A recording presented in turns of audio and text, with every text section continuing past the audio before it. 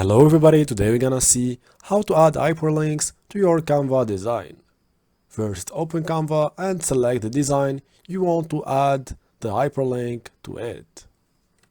Locate the text or the word you want to add the hyperlink on it. Right-click on it and select Link. In this zone, you can enter the link you want to add to this word. After that, click Done and click Done. And yeah, you have successfully added a link to this word in Canva design. All you have to do now is to export this design and write the hyperlink.